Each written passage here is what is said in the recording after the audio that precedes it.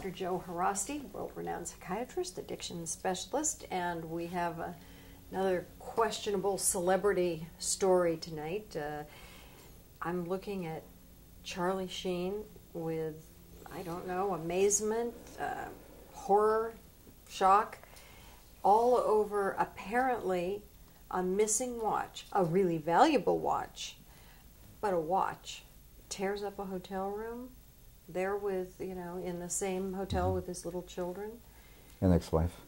And his ex-wife, and apparently an escort. An escort who was staying in his room. And I guess he felt that the escort had stolen his watch and just went ballistic because Charlie has a very expensive collection of watches. I understand, I think you mentioned... $5.5 million worth. Yes, I mean, what's one watch? Wow. Not worth a hotel room? Well, he certainly went ballistic. One thing has been established by the police and the people who investigated it. But interestingly enough, he was taken to the New York hospital, which is where I did my internship a few years ago. And he was hospitalized psychiatrically for observation. But what I saw in the news is that they felt that this whole thing was triggered by or caused by some new medication that he was taking, and he had an adverse effect to it. What are the... Realistically, how would that work? Let me back up a step or two. How would a medication cause that kind of an adverse reaction? And isn't that something that just maybe his doctor might have been, help me. Well, let me say I'm a bit skeptical, knowing a little bit about Charlie Sheen's history. Again, let me make it clear, I'm not treating him. Right. And again, my heart goes out to him because he does have an addiction problem, from what I understand, and has been treated for various types of addiction, including alcohol and I understand cocaine. So while it's possible that he may have had some new medication, some psychotropic agent or whatever that could have triggered that type of a reaction, I would say it is highly unlikely, and I'm very skeptical. I think common things are common, and zebras are rare, and you have to watch out for unicorns because they just may pass by every now and then. But in this case, I think a cigar is just a cigar. So I think we have to assume that common things are common, and most likely he had a little bit of a slip, not a relapse, but perhaps a slip, because he was back in his this environment, and maybe he had some difficulty dealing with his family and ex-wife and whatever, and perhaps he, was feeling alone, etc., etc. So I mean, I could see that perhaps he went back to some of his old ways. But be that as it may, I certainly hope the best for him. Again, I think part of the reason why he may have, his publicist had to embellish his story a bit, perhaps is because he's facing, rehab and court hearings and so forth. There's a lot of legal ramifications, so I don't think that anyone wants to talk about the fact that he may have had a brief slip.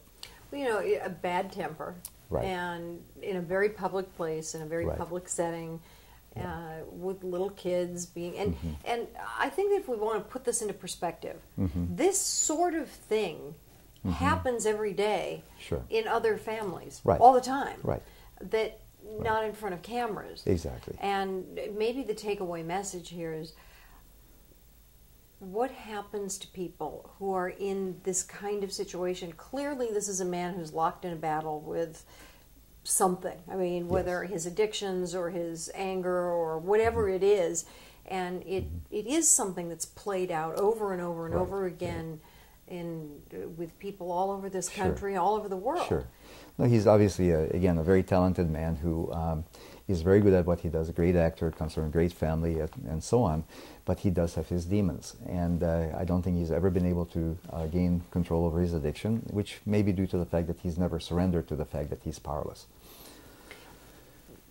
How much more difficult is it? And we've talked about Lindsay Lohan, and we've briefly discussed Mel Gibson. And whenever we talk about something like this, part of me feels a little bit kind of almost sort of stalkerish, but but I think that if we're going to have these discussions about these very public people who are fighting very private battles, but in fact they take them out into the public, part of me thinks that we should be trying to find something in these experiences that can be translated to people who see themselves in these people. Right. They're just not Right. played out on television Right. screens. And what can you offer Yeah. to help people who look at this Sure. and say, oh my God, I see myself in this. Right. What can I do to Yeah. not repeat that? Right.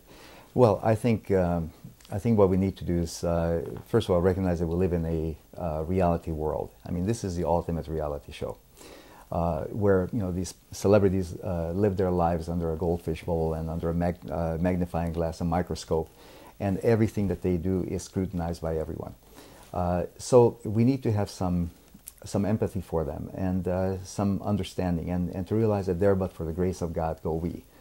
And this should be like a morality play where, we see the consequences of that type of behavior, and obviously we don't want to repeat that type of behavior. But we should also give him the benefit of the doubt that, he's trying to straighten his life out. Obviously, he's there with his wife, his young children. He wanted to have a family weekend with them, and it sounds like, from what I read, that it was very successful until this very end. So perhaps he was stressed. There were a lot of pressures on him. Who knows? He has his own demons, he has his own pressure, just as you and I. So I think we need to give him some slack and understand that he's struggling just like all the rest of us. And we have to do it one day at a time. I was thinking about this, and certainly Charlie Sheen's problems are played out on a worldwide stage with a big camera, right. A lot of cameras. Right. But if you live in a small town, whether it's a church group or school group or community group, if you have a problem like this, everyone knows about it. Right. So in many ways, it's no different for someone Exactly. who's in a small town Exactly. setting. Exactly. So someone in that situation would probably feel no less pressure. Right. It's just the reference group would be different. Right. And the treatment for Charlie Sheen or Lindsay Lohan or anyone who has struggled with addiction is no different than it is for anyone else. It's when we try to treat them as special people or think that somehow they can go to the promises or to these highly glamorous places to detox and whatever. I think we make the mistake of thinking that that is the best way to treat it. And the best way to treat it is exactly what's going on with Lindsay Lohan right now, where she's at Betty Ford, where she's going to have to scrub the toilets with a toothbrush and the floors and whatever, and where she will have to make her own bed, and where she will have to take responsibility for her own behavior, which she has never done before. I guess the biggest shock in life is when you wake up one day and realize that you really aren't, you're special because you're here, but you really aren't all that special. Like, it's a really big awakening when you think, the world really isn't thinking about me all that much. And I guess that the shock for people, the celebrities, is that the only time anyone ever thinks about them, really, is when their picture flies by. Right. And that has to be kind of a shock. Right, right.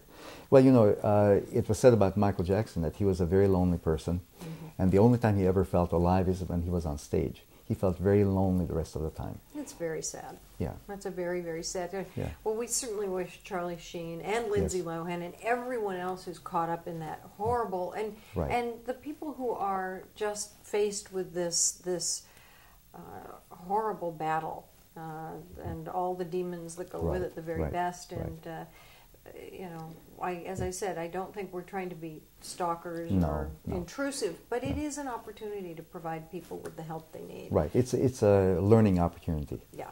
And well, we'll keep following all of these and give you the help we can whenever possible, and give you Dr. Harasti's valuable insights. So until next time, I'm Marta Waller. And I'm Dr. Joe Haraszti. And we'll see you next time. Thanks for joining us.